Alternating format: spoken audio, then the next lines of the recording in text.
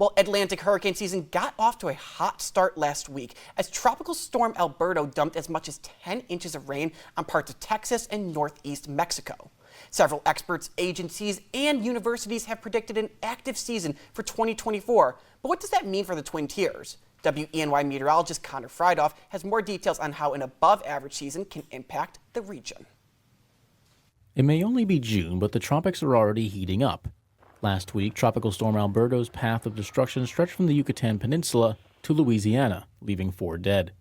An active season will almost always result in more hurricane landfalls and more destruction. I can tell you that looking over the past 75 years, when we have an active season, you are double the odds of a hurricane landfall along the east coast of the U.S., and you have a 25% increase of a hurricane landfall in the Gulf of Mexico. And that's not just tropical storm landfall, that's a hurricane landfall. Even the first storm of the season can have devastating impacts, like in 1972 when Hurricane Agnes inflicted over $2 billion in damage despite its Category 1 strength.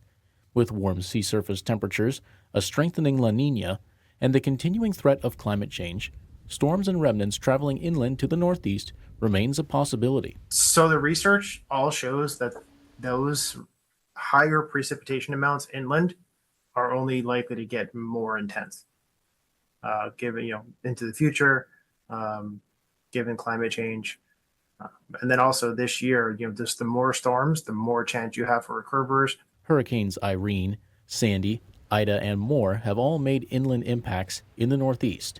The frequency of named storms is expected to amplify in August before the seasonal peak in mid-September.